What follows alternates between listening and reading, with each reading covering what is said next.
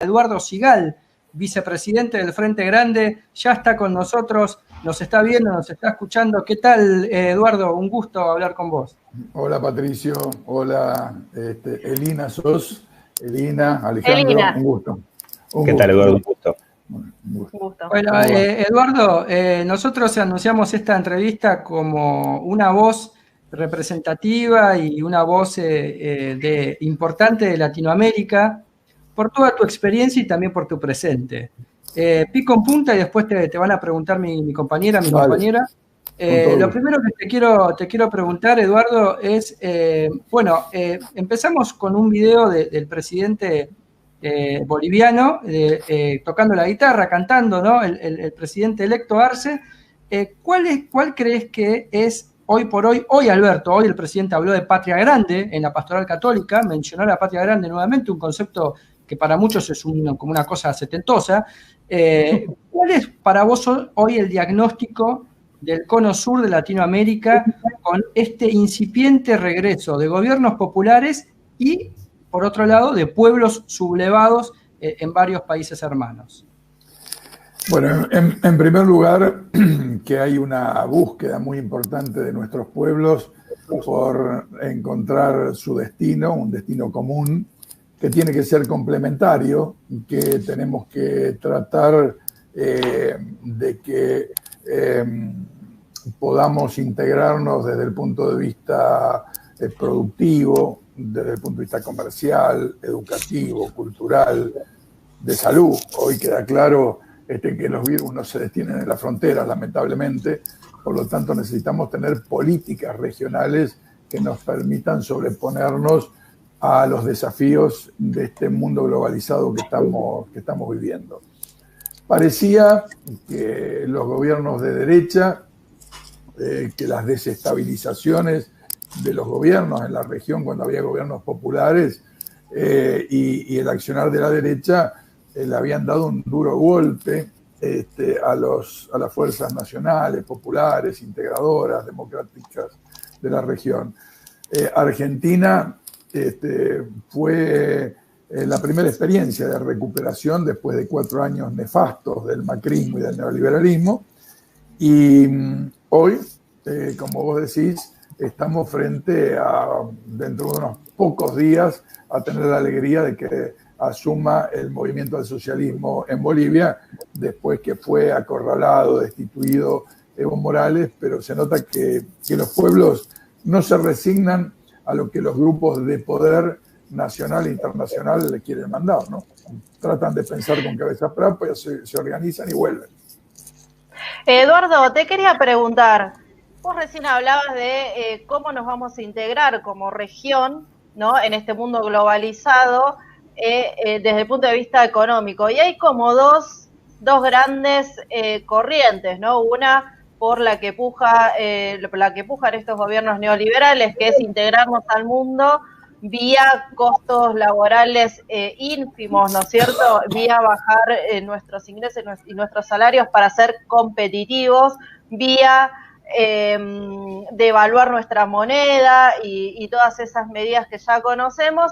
Y el otro modelo que nosotros identificamos más con lo que fueron los gobiernos progresistas en la región, con lo que fue el gobierno de Néstor Kirchner y de Cristina Kirchner. ¿Es posible reeditar este tipo de políticas o hay que pensar más bien en una integración quizá de otro tipo, con otras características?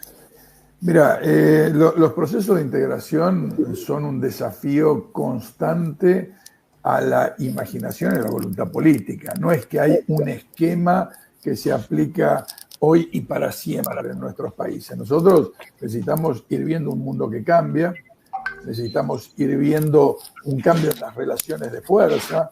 No es lo mismo Estados Unidos, primer potencia del mundo, en nuestra región y tratando de tenernos a todos nosotros como su patio trasero, que hoy Estados Unidos, que está perdiendo esa batalla, se está transformando en la segunda, aceleradamente, en la segunda potencia mundial. China está ocupando el centro de la escena, aparecen otros jugadores como India, como la Unión Europea, y en esa realidad nosotros tenemos que pensar cómo nos insertamos. Y la inserción siempre, por lo menos desde el punto de vista de los sectores nacionales, populares, progresistas, tiene que ser una inserción que permita generar bienestar, generar mejor calidad de vida para nuestros pueblos, generar trabajo y trabajo de calidad. Y esto requiere incorporar valor agregado a las riquezas naturales que tiene nuestra región. Nosotros somos enormes productores de alimentos.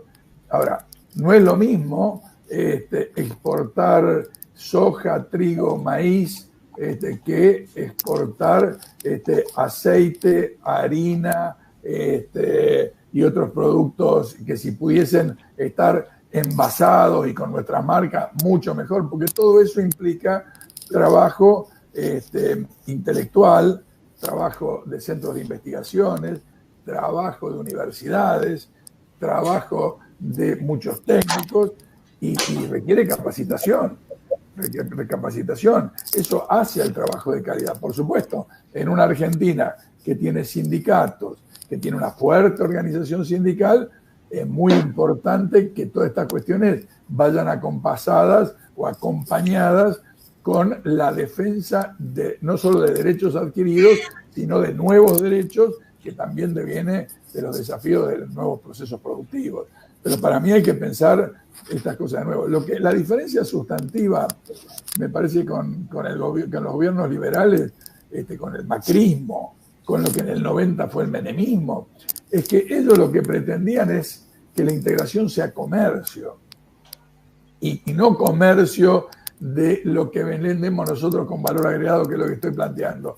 Nosotros vendemos materias primas y lo que compramos es productos, nuestras mismas materias primas elaboradas en otras latitudes y generando trabajo de calidad en otros lados. Bueno, vender cuero para comprar zapatos, se decía, o me decía mi papá cuando yo era chico, ¿no? Bueno, vos sabés, uno de los temas interesantísimos lo que decís, porque, por ejemplo, no solo tenemos que vender zapatos, nosotros tenemos que vender desde la Argentina, porque estamos en condiciones de tenemos que vender zapatos de calidad, con diseño, y no solo, por supuesto, si alguno necesita cuero y a nosotros tenemos un excedente, vendemos el cuero también. No es que me pongo en exquisito una cosa contra la otra. Lo que yo digo, la atención principal nuestra tiene que ser en cómo generamos zapatos de calidad, cómo generamos diseño y cómo ganamos nuevos mercados y no lo dejamos solamente para economías desarrolladas.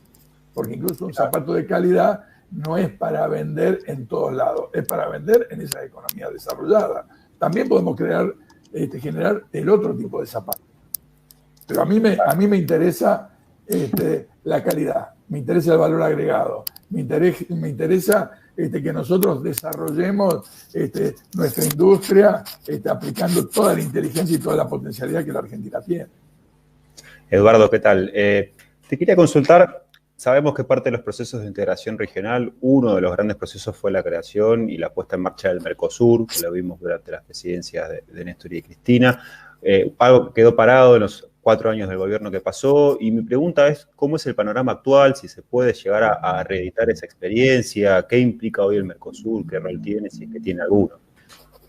Sí, tiene rol, porque yo te digo, es imposible que Argentina, por más importante que nosotros seamos o nos consideramos que seamos, insertarnos en el difícil mundo global que estamos viviendo. No es fácil.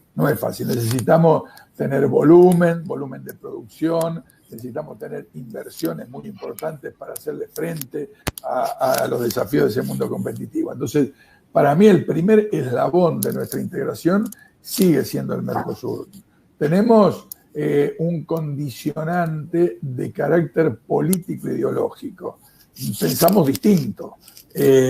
Mientras Brasil gobierno, y acá hago una distinción no por casualidad, Brasil gobierno piensa en integración comercial, Brasil burguesía, llámese Federación de Industriales de San Pablo, por ejemplo, o Confederación Nacional de la Industria a nivel nacional de Brasil, piensan en términos de que quieren poner a producir a full sus empresas. Y los trabajadores también les conviene que esas empresas estén apuradas. Entonces, no siempre lo que quieren los gobiernos es lo que pueden instrumentar y aplicar si hay voluntad y organización del pueblo. Entonces, ¿qué es lo que digo yo? En este momento nosotros tenemos un Bolivia que está en proceso de adhesión como socio pleno del Mercosur. Ya lo hemos aprobado los parlamentos, es una larga discusión que viene desde hace 10, 12 años. Ya está todo el proceso finiquitado. Ya lo ha aprobado el Parlamento de Argentina, de Uruguay, de Paraguay. Falta que lo apruebe el Parlamento de Brasil. Cuando los brasileros industriales, los brasileros trabajadores, los brasileros intelectuales, los brasileros académicos, cuando los brasileros pueblo se den cuenta que es más lo que van a ganar incorporando a Bolivia, yo creo que van a ejercer una presión muy importante sobre su parlamento para que se apruebe esto. Lo mismo te diría, perdóname, quiero completar una idea. ¿Cómo no? Porque hace, me parece, a las políticas que tiene que desarrollar nuestro gobierno, el de Alberto Fernández. Ahora hay un proceso electoral planteado en Venezuela. Venezuela está suspendido por voluntad de los Bolsonaro y de los Macri de su participación en el Mercosur. Yo creo que esta es la gran oportunidad para la normalización institucional, democrática, que respete los protocolos del Mercosur para que vuelva Venezuela al Mercosur. Eso va a ayudar a Venezuela y nos va a ayudar a los mercosurianos. Por lo tanto, me parece que el panorama, si ustedes me están observando mi razonamiento, no es lo mismo que Argentina esté sola en ese Mercosur a que venga Bolivia y que se reintegre Venezuela. Porque yo creo que también las burguesías que gobiernan Uruguay y Paraguay van a entender que juntos somos más eficientes para incorporarnos a esta disputa mundial. Sin duda, Eduardo, sin duda, en definitiva, a veces por ahí, si entiendo tus palabras, los procesos políticos tienen que ver muchas veces con quién lleva adelante la conducción política, ¿no? El Mercosur del 2003 de Néstor, que después se transforma en el de Chávez, en el de Evo, en el de Correa, todavía no era ese Mercosur que nosotros terminamos viendo con la UNASUR, sino que había gobiernos que no acompañaban quizás desde lo ideológico, pero sí desde lo estratégico, las uniones comunes, los mercados comunes y la noción de destino común entre países que nos diferenciamos mucho en algunas cosas y en otras prácticamente nada. Eduardo, yo cuando presentamos esta entrevista... ¿Me dejas que haga una reflexión? ¿Podemos sí, dialogar? Por supuesto, sí. No, les digo por lo siguiente.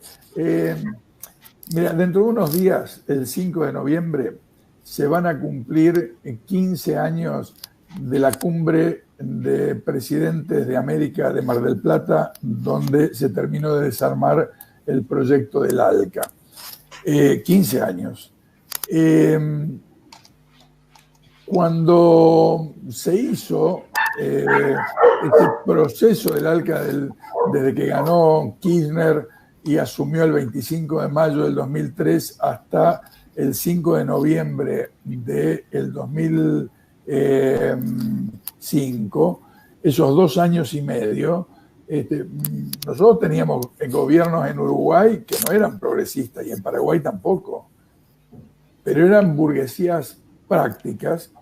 Claro, estaba Nicanor Duarte Frutos, recuerdo. Claro, que entendieron ellos que lo que planteaba en ese momento Brasil y Argentina y Venezuela y otros era lo que les servía para el desarrollo a ellos y nos acompañaron. El Mercosur, que tenía contradicciones internas, porque tampoco hay que idealizar las cosas, ese Mercosur se le paró a Bush en Mar del Plata, le dijo no al ALCA, porque había un proceso genuino de pensar la integración para el desarrollo de nuestros países y no la integración de la sumisión que nos planteaba en ese momento Bush y Estados Unidos.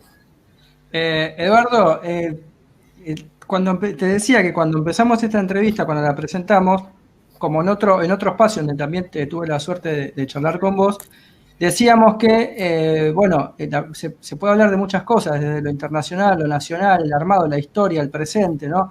Es un personaje multifacético de mucha presencia en la historia política argentina, Sigal.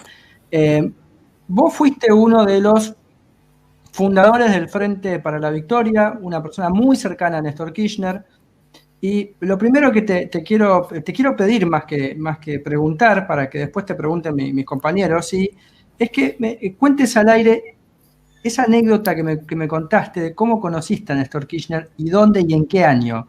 Porque el Sigal y Kirchner, todo el mundo lo asocia al 2003, y no es así, se conocen de antes. Sí, mira, con Néstor Kirchner nos conocimos de que yo tenga memoria, por lo menos en el 2016, estábamos organizando desde el Frente Grande, el Frepaso en ese momento, una resistencia a los tarifazos en la Argentina. Desde el 96, Eduardo, perdóname que te corrija, pero dijiste... 96, perdón. 96. Perdón. No, por favor. No, ya había fallecido en el 2016, Néstor. No, desde el 96, 1996. Hicimos una serie de reuniones para armar un comité por un apagón que organizábamos de 5 minutos en todo el país, y funcionábamos en el Hotel Savoy, ahí en Callao y Perón, en la ciudad de Buenos Aires, y en las reuniones participaba Néstor Kirchner, en algunas participó incluso creo Cristina también, si mal no recuerdo, pero también, yo te aclaro, yo estudié en La Plata en los 70, no recuerdo a Néstor de ese momento, yo era dirigente estudiantil, ya soy viejo, era dirigente estudiantil de la Federación Universitaria de La Plata, compartíamos con Kunkel, con muchos de los dirigentes de la juventud peronista, incluso muchos que acompañaron al gobierno de Néstor después, y Néstor estaba entre ellos. Por lo tanto, hay como una trayectoria donde uno se viene encontrando en la militancia. Pero yo siempre destaco esta anécdota que contás, porque como me dijiste en esa entrevista que hicimos, te encontraste con Néstor Kirchner en el reclamo para evitar un tarifazo en la década de los 90. Era gobernador él, Era gobernador. Y entonces yo te dije en ese momento, y lo vuelvo a decir, cuando uno va hacia atrás en la historia de los Kirchner, siempre está en el mismo lugar. O sea, hay un montón de periodistas que están buscando todo el tiempo a ver en qué momento han dejado o no han tenido coherencia o han sido otra cosa, que en realidad están hablando de ellos mismos, ¿no? Pero bueno, y cuando uno va hacia atrás en la historia de los Kirchner, siempre está en el mismo lugar. Te lo encontraste en la lucha contra un tarifazo en una multisectorial, siendo un gobernador rebelde al menemato. Así es. Ahí en el año 96 trabajamos en eso. O sea que no recuerdo ahora bien la fecha, si fue en agosto o en septiembre del 96 que hicimos ese apagón, habría que buscarlo, googlearlo un poquito, digamos. Fue una jornada espectacular, nos sorprendió a nosotros mismos. Se apagaron las luces en las ciudades de toda la Argentina. La gente acompañó ese rechazo a los tarifazos que había aplicado Menem. Fue espectacular.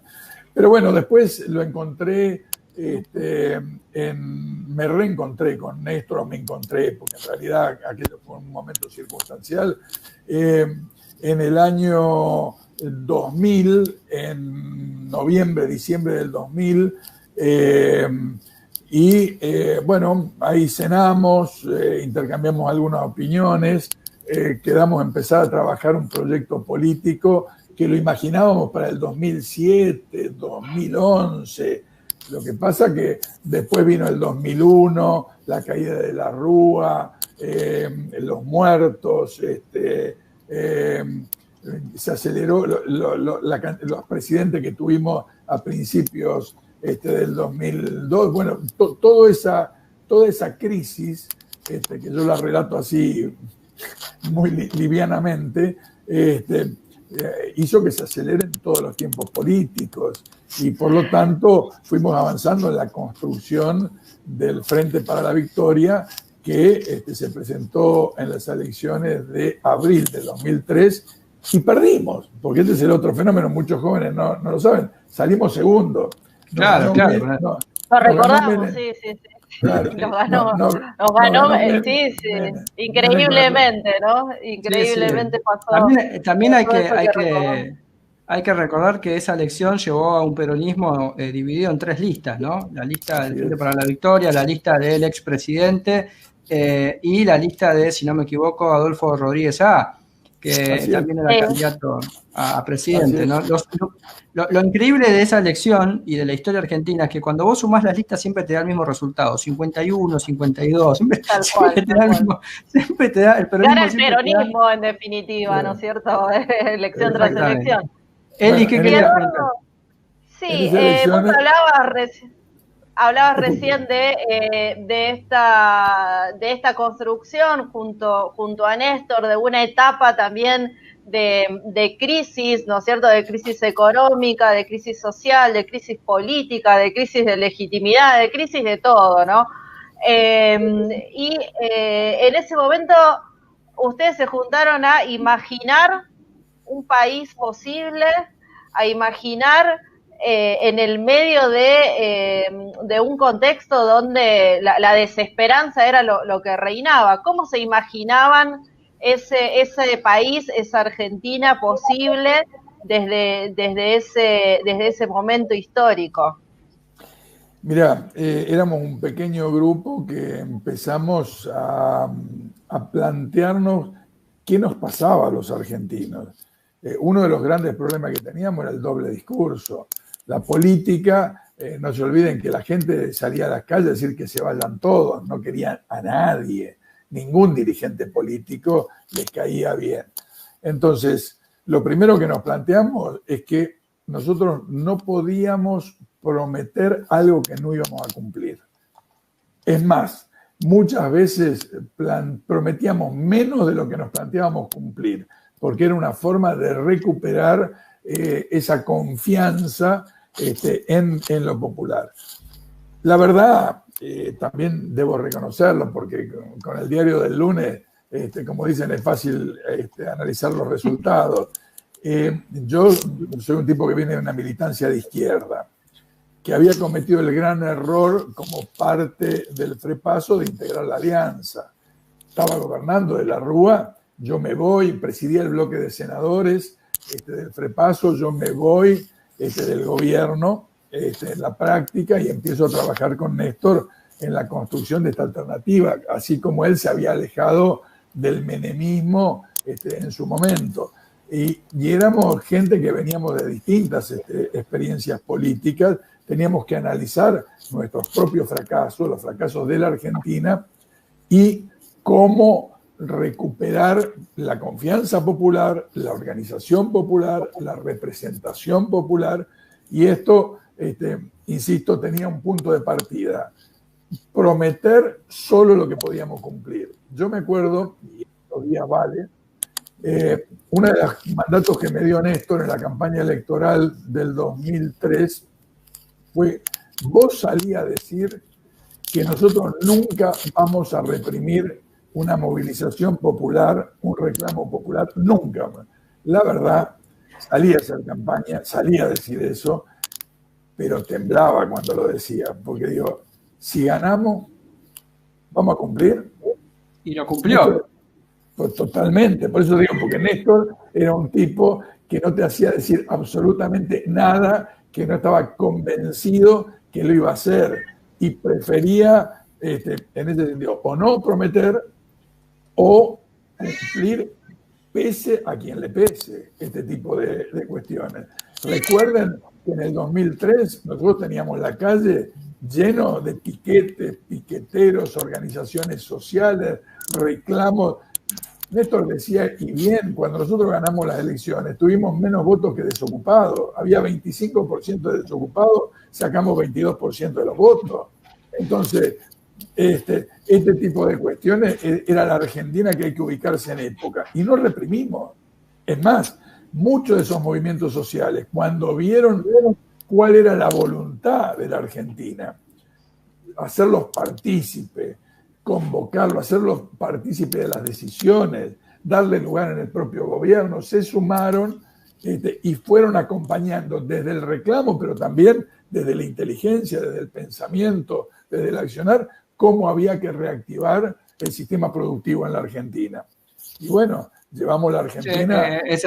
Fue así, Eduardo, fue así. Yo recuerdo en el 2010, con la muerte de Néstor, una de las primeras voces que salieron al aire fue la de Luis de Lía, quebradísimo, pero llorando en vivo como un nene, diciendo esto que acabas de decir vos, ¿no? Yo no sabía quién era este flaco, y no solamente me convenció políticamente, se volvió mi amigo, porque nunca me cumplieron tanto la palabra en la política, decía. Se nos fue, estaba destrozado, y venía eso, ¿no? De Lía era un hombre del territorio de la FPV que fue protagonista en el año 2000 y 2001. Flaco, ¿querías preguntar algo? Sí, yo le quería preguntar a Eduardo, el acto del 17 de octubre, este 17 que pasó, el presidente Alberto Fernández preponderó la unidad como un valor importantísimo, por lo menos para sostener estos procesos democráticos y que no vuelva al neoliberalismo. Te quería preguntar justamente respecto a eso. Vos me hablabas del 2003 como una convergencia de varias corrientes y tendencias que llegan a esa unidad. Hablábamos recién de que en las elecciones siempre llegábamos divididos, que sumábamos el 50% y que, bueno, en esa elección que sacó el 22% Néstor, llegamos divididos. ¿Cuál crees que es el baluarte hoy en día de la unidad y cómo se puede sostener en vista a situaciones que han hecho ruido en la interna nuestra, como por ejemplo lo que pasó en Guernica? Mira, en primer lugar, la unidad se sostiene en el acuerdo entre Cristina y Alberto. Me parece que eso es fundamental. Por eso, si uno mira a los pensadores y lee los pensadores de la derecha, mira los grandes medios de comunicación que ellos dominan, van a tratar de meter y tratan de meter permanentemente cuña entre Alberto y Cristina. Entonces, para nosotros, conservar esa unidad indestructiblemente es la garantía de que podamos, saliendo de la pandemia, transitar el camino de la recuperación económica, política, social en la Argentina. Me parece que esa es la piedra angular de todas las cuestiones. Después, el resto somos todos actores de reparto. Importantes para la obra, pero somos de reparto. Lo importante acá es que se preserve la unidad de ellos. Y esto lo tenemos que entender todos, porque tiene que haber una conducción en el proceso político que se desarrolla en la Argentina. Tiene que haber libertad de pensamiento, tiene que haber libertad de creación, pero tiene que haber conducción. Miren, tocaste vos el tema de Guernica. Yo acabo de terminar una nota que me habían pedido de Noticias Argentinas. Hago un análisis de la situación, pero una de las cosas que a mí más me preocupa, porque me preocupa de la política, es que, en primer lugar, cuando aparece la justicia es porque perdió la política. Nosotros, durante 80 días aproximadamente, la política trató de administrar el conflicto, trató de resolver el conflicto. Cuando se estaba por resolver, aparece la justicia instruyendo el desalojo. Ahí perdimos la política,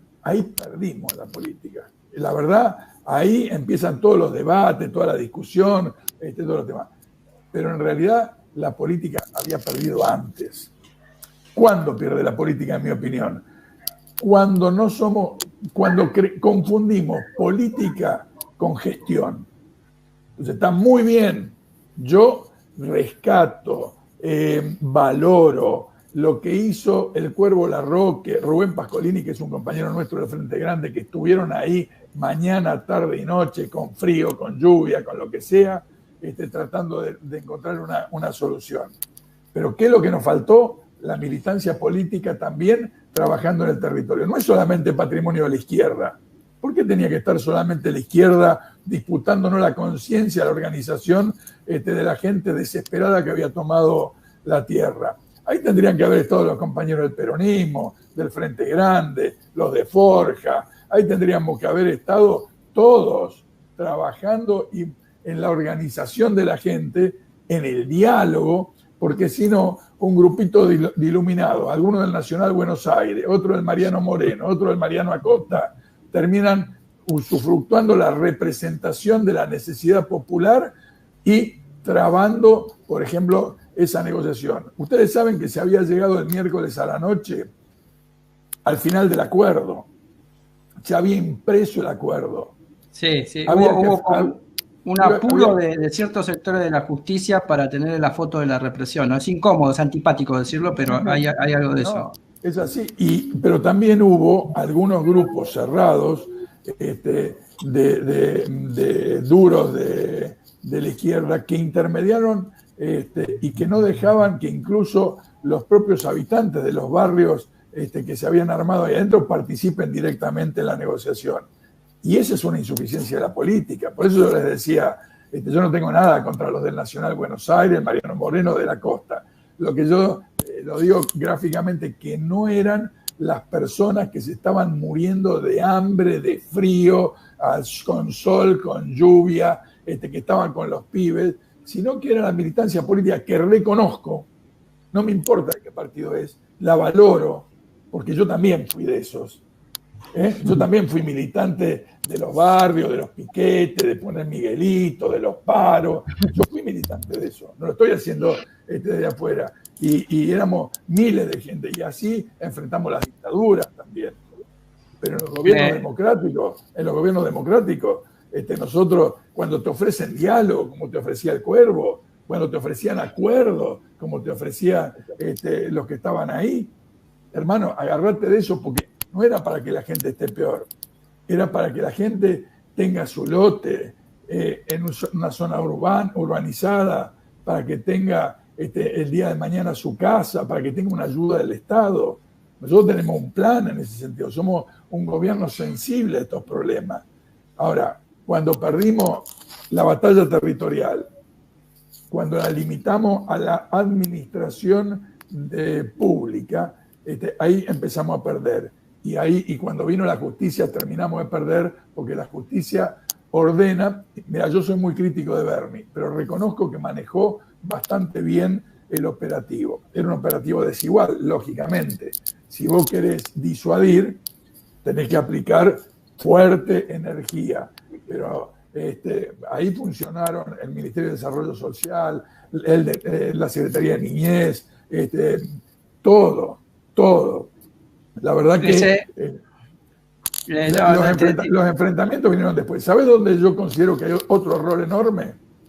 En las topadoras. Las topadoras. ¿Por qué tenían que estar las topadoras ese día? Sí, una foto, perdóname que te interrumpa, Eduardo, que los más jóvenes y los más viejos, mi papá siempre se acordaba de eso, a Cachatore te hace acordar la topadora, hay que decirlo. Totalmente. Es una imagen, la topadora que levanta la chabola, la casilla, es una imagen de la peor parte de la década de los 70. Pero Eduardo, junto con el señor, la señora, el pibe que estaban llorando, a mí me hieren en lo más profundo. Después hago la reflexión fría. Después viene el razonamiento. Claro. Ahora, yo te digo, Eduardo, la verdad te agradecemos un montón este contacto y tus reflexiones y tus definiciones. Porque entre otras cosas. Disculpa. No, por favor, por favor, al contrario. Porque entre otras cosas, cuando te presentamos como alguien que, y lo hicimos así porque es verdad, que es parte del gobierno. Sí, el Frente Grande es parte del gobierno nacional. Sí, vos sos un dirigente nacional, sos el vicepresidente del Frente Grande y no te guardaste ninguna definición que a mi entender sana la política. La diferencia sin violencia, el disenso, sin la confrontación, sana la política. Enriquece la política, así es. Perdóname que lo haga larga, yo vengo de una tradición, mi papá también fue militante, entonces hasta la década del 80, 90, la recuerdo que yo tengo de la militancia de mi papá, discutían todo y después iban todos juntos. Había uno que ganaba, uno que salía más o menos segundo, y después iban todos juntos y listo. Bueno, así que tus definiciones son muy claras, muy corajudas también, porque hay mucha gente que le escapa a las definiciones, no sabemos muy bien por qué, y me parece que diste un diagnóstico muy preciso, muy honesto de una situación muy delicada de la política. Eduardo, te agradecemos este contacto, como te decía, vamos a volver a hablar con vos, si Dios quiere, si estás disponible, vamos a volver a hablar con vos porque sabemos que sos un militante incansable, estuviste en una reunión antes de esto, te solicitan los compañeros, las compañeras, no es para menos, y te mandamos desde la pelota sindical un enorme abrazo. Muchas gracias a ustedes, muchos éxitos y por supuesto a disposición para cuando quieran. Gracias, Eduardo. Gracias, Eduardo. Chao, hasta luego. Ha pasado Eduardo Sigal,